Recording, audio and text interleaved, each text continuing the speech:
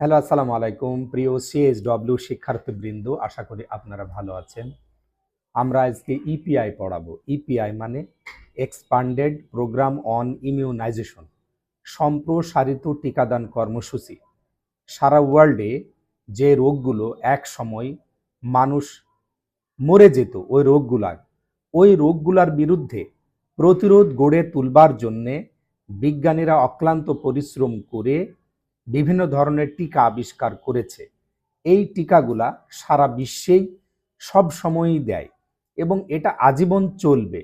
কারণ আমরা দিয়েছি, আমাদের আর সেই রোগগুলো হয়নি। আমাদের বাচ্চারা এখন দিচ্ছে, এই বাচ্চাদেরও হবে না।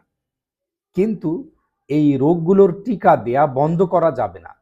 তবে খুশির খবর হলো কিছু কিছু রোগের টিকা দেয়া বন্ধ হয়ে গেছে এবং ওই রোগটা আর নাই। যেমন ধরেন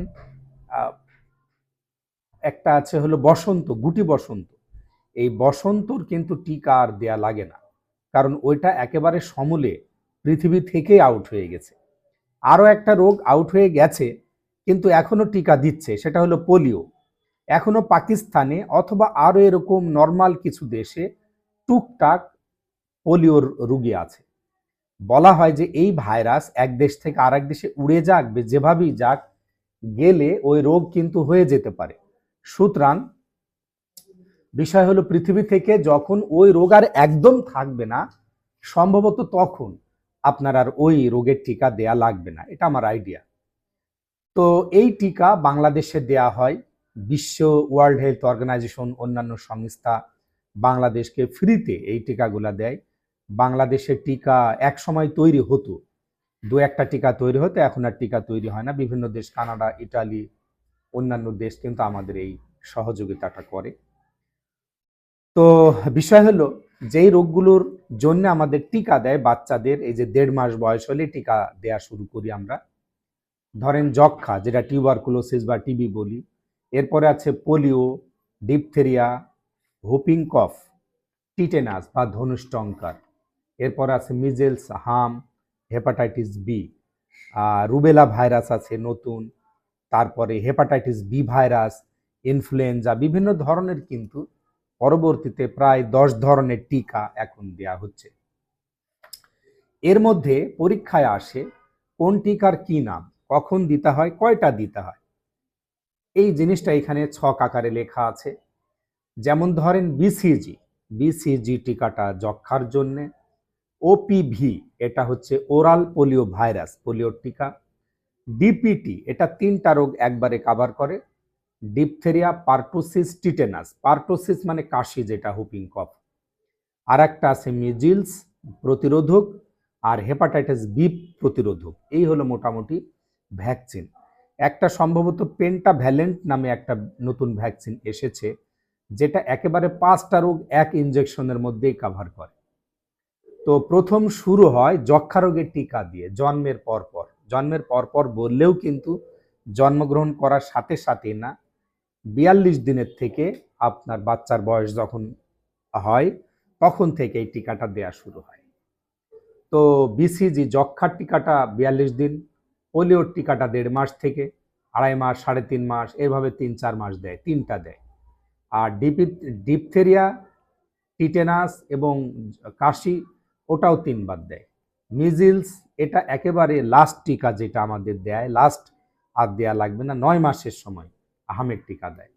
আর হেপাটাইটিস বি যে কোনো বয়সেই দেয়া যায়, তবে মাসে মাসে যে বাচ্চাকে টিকা দান কেন্দ্রে নিয়ে যায়, প্রথম মাস, দ্বিতীয় মাস, তৃতীয় মাসে দিয়ে দেয়। সংখ্যা হলো যক্ষার 1টা, পোলিওর 3টা মুখে খাওয়ায়, ডিপিটির 3টা, মিজিলসের 1টা, আর হেপাটাইটিস বিরও 3টা। এই হলো মোটামুটি টিকাদান কর্মসূচি। এবার হলো কৃমিনাশক ঔষধ প্রদান। কৃমিনাশক ঔষধ আমরা জানি যে কৃমি খুব ভয়াবহ একটা জিনিস, পরজীবী। এটা নাড়ির মধ্যে বাস করে, আমাদের খাবার খেয়ে বাস করে এবং আমাদেরই রক্ত খায়। এটা সবচেয়ে বড় একটা বিপদের কারণ। এছাড়া বাংলাদেশে অনেক স্থানে শিক্ষা নাই, নিরক্ষর, এরা বুঝেও না, স্বাস্থ্যের ব্যাপারে অতটা ট্যালেন্ট না। ওই সব এলাকাতে বাচ্চাদের, বড়দের, মহিলাদের যারা অবহেলিত, তাদের কৃমিতে রক্ত খেয়ে রক্ত স্বল্পতা তৈরি করে ফেলে। এটাও কিন্তু একটা বড় বিষয়। আর বিশেষ করে গ্রামে মানুষ অতটা পরিষ্কার পরিচ্ছন্ন না, হাইজিন মেনটেন করে না, ব্যক্তিগত পরিচ্ছন্নতা মেনটেন করে না, খালি পায়ে ঘুরে বেড়ায় বনে, জঙ্গলে, খেতে, খামারে, যেখানে সেখানে পায়খানা করে। ওই পায়খানার থেকে কৃমির ডিম উঠে আসে, যে কোনোভাবে হোক, উড়ে আসুক, কোনো কিছুর সাথে আসুক, ফলমূল শাকসবজির সাথে মিশে যায়, ওইগুলো আমরা খেয়ে পরে পেটের মধ্যে কৃমি হয়। তো ওই সব ফল শাকসবজি ভালো করে ধুয়ে খাওয়ার নিয়ম, যাতে কৃমি আমাদের ক্ষতি করতে না পারে। এখন কৃমির আক্রমণ থেকে রক্ষা করতে গেলে আমাদের পায়খানা করতে হবে, টয়লেটে অবশ্যই। রাস্তাঘাটে যে কোনো জায়গায় পায়খানা করা যাবে না। শাকসবজি, ফলমূল খুব ভালো করে ধুয়ে রান্না করতে হবে। এরপর মলত্যাগের পর অবশ্যই 2 বার ভালো করে সাবান দিয়ে হাত ধুতে হবে। খালি পায়ে হাঁটা যাবে না। এখন আল্লাহর রাস্তে সবাই মোটামুটি ট্যালেন্ট, সফল হয়ে গেছে, সবাই ভালো আছে। যে একেবারে কম কাজ করে দিনে, ডে লেবারার, সেও আল্লাহর রাস্তে ভালো কামাই করছে। আর স্যানিটারি ল্যাট্রিন ব্যবহার করতে হবে। এই জিনিসগুলো অবশ্যই আমাদের মাথায় রাখতে হবে।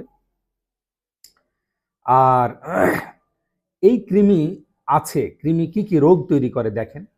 একটা হলো ডায়রিয়া করে, রক্ত স্বল্পতা করে, পেটে গ্যাস্ট্রিক আলসার বানাইতে পারে, নাড়িতে ঘা তৈরি করতে পারে, ফুসফুসে প্রদাহ এটা করতে পারে। আর একটা হলো লিভারের সমস্যা হতে পারে। তাহলে দেখা যাচ্ছে যে কৃমিতে ভালোই অসুখ তৈরি করে। সারা বিশ্বে কৃমির আক্রমণ কমানোর জন্য কি কি পদক্ষেপ নিয়েছে? কৃমি সম্পর্কিত, স্বাস্থ্য সম্পর্কিত শিক্ষা মানুষকে জানাইছে। বিভিন্ন টিভি, রেডিও, ফেসবুক, বিভিন্ন মিডিয়াতে কৃমির ক্ষতিকর বিষয় আলোচনা করেছে। স্যানিটারি ল্যাট্রিন ব্যবহারের পরামর্শ দিয়েছে এবং এটাও বলেছে আমরা আপনারা সবাই জানি 6 মাস পর পর কৃমির বড়ি খাইতে। এগুলা মোটামুটি আমরা জানি। এরপরে পেজ নাম্বার 19, শারীরিক বৃদ্ধি তদারকি। শারীরিক বৃদ্ধি তদারকি মানে একটা বাচ্চা যদি হয়ে যায়, এই বাচ্চাটা তো ওজন নিতে হবে। আমরা জানি 2.5 কেজির ওপরে যদি বাচ্চা হয়, তাহলে সেই বাচ্চাকে বাঁচিয়ে রাখা সুন্দরভাবে, সুস্থভাবে সম্ভব। কিন্তু 2.5 কেজির নিচে যদি হয়, তাহলে ইনকিউবেশন করা লাগে। মেশিনের মধ্যে গরম দিয়ে এই বাল্ব দিয়ে বাচ্চাকে বাঁচানোর চেষ্টা করা হয়।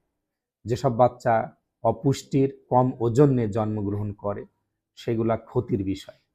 বাচ্চা যেহেতু হয়ে গেছে, আপনি একজন মানসম্মত প্রাথমিক চিকিৎসক হচ্ছেন, আপনার চেম্বারে আপনি যদি বাড়িতে ডেলিভারিও করায় দিয়ে আসেন, ওজনটা জানা দরকার। শুধু তাই না, অনেক সময় বাচ্চা কোলে করে মা নিয়ে আসে, বাবা নিয়ে আসে, ডাক্তার সাহেব আমার বাচ্চা 2 বছর বয়স, তেমন একটা খাইতে চায় না, কিন্তু আপনি দেখলেন যে শরীর তো ভালোই আছে। বা আপনাকে যদি বলে 2 বছর বয়সে ওজন কেমন হওয়া উচিত ডাক্তার সাহেব, এইসব সিস্টেমগুলো হেলথ রিলেটেড আমার আপনার জানা উচিত। এই হলো মোটামুটি বিষয়। বাচ্চা প্রথমে সাধারণত 3.2 কেজি হয়, 3.25 কেজি। এটা একটা পারফেক্ট একটা ওজন। আমার বড় ছেলে হয়েছিল 3.5 কেজি, আর মেয়ে হয়েছিল 3200 গ্রাম। 3200, তার মানে 3 কেজি 200 গ্রাম। আলহামদুলিল্লাহ। ওজন কয়েকদিন বাড়ে না, বেশ কিছুদিন কমে থাকে, তারপর আস্তে আস্তে আবার ওজন বাড়া শুরু করে। জন্মের সময় দেখলাম 3.25 কেজি। আর একটা ফর্মুলা আছে, এই ফর্মুলা মেনটেন করলে আপনি যে কোনো বয়সে ওজন বের করতে পারবেন। এইখানে লেখা আছে 1 থেকে 3 মাস বয়সী বাচ্চার ওজন যদি জানতে চায়, তাহলে মাস প্লাস 9/2 এইভাবে ক্যালকুলেশন করা। কয় মাস বয়স যোগ 9/2, এটা করলেই আপনার হচ্ছে বের হয়ে যাবে। যেমন 3 মাসের বাচ্চা যোগ 9, তাহলে 12 ভাগ 2, 6, তাহলে 6 কেজি হলে 3 মাসের বাচ্চা, আলহামদুলিল্লাহ। 1 থেকে 6 বছর যদি হয়, তাহলে বয়স গুণ 2 প্লাস 8 কেজি, থিওরি। এরপর আছে যদি 7 থেকে 12 বছর হয়, তাহলে বয়স গুণ 7 - 5/2, এই হচ্ছে মোটামুটি সূত্র। মুখস্থ না রাখলেও হবে, গুগলে সার্চ দিলে এখন সব বের হয়ে যায়। উচ্চতা, উচ্চতা বাচ্চা যখন জন্মগ্রহণ করে তখন 50 সেন্টিমিটার উচ্চতা হয়। এরপর থেকে উচ্চতা বাড়তে থাকে। সাধারণত 18 বছরের পর তেমন একটা উচ্চতা আর মানুষের বাড়ে না। 18 বছরের পর্যন্তই মানুষের উচ্চতা। তারও একটা সূত্র আছে। জন্মের সময় 50 সেন্টিমিটার, প্রথম 1 বছর 75 সেন্টিমিটার, আর 2 থেকে 12 বছর পর্যন্ত বয়স গুণ 6 প্লাস 77 সেন্টিমিটার। এই হলো বিষয়। আর একটা আছে ফিমোরাল লেংথ, ফিমোরাল না, এটা হলো সেফালিক। এই মাথার এই একটা বেড় আছে, এটাও মাপা জানতে হয়। এটা মাপতে গেলে কম বেশি হইলে বাচ্চার অসুখ আছে কিনা, অপুষ্টি আছে কিনা বোঝা যায়। জন্মের সময় 35 সেন্টিমিটার পরিধি হয়, 3 মাসে 40, 12 মাসে 45, 24 মাসে অর্থাৎ 2 বছরে 48, 48 মাসে 50, 120 মাসে আপনার হচ্ছে যে 52 সেন্টিমিটার। হাতের পরিধি, হাতেরও পরিধি মাপা যায়। একটা বাচ্চার এই যে আর্ম, এটা ফিতা দিয়ে মাপলে ওই বাচ্চাটা আপনার অপুষ্টি কিনা বা কোনো সমস্যা আছে কিনা সেটাও কিন্তু বের করা যায়। যেমন এটার স্বাভাবিক পরিধি হলো 13.5 সেন্টিমিটারের ওপরে। যদি অপুষ্টি অল্প হয় তাহলে 12.5 সেন্টিমিটার, অপুষ্টি যদি তীব্র হয় তাহলে 12.5 সেন্টিমিটার হয়। মোটামুটি এটুকুই পড়া এবং আলহামদুলিল্লাহ আমাদের 1 নাম্বার বই শেষ, অর্থাৎ বই 6 নাম্বার যে বইটা সেটা আমরা শেষ করলাম। আপনারা জানেন 30 তারিখে ফর্ম ফিল আপ আছে, অবশ্যই আপনারা প্রিপারেশন নেবেন। আর 2টা বই আমরা ইনশাল্লাহ এর মধ্যে পড়ায় ফেলবো। সবাই ভালো থাকবেন। আসসালামু আলাইকুম।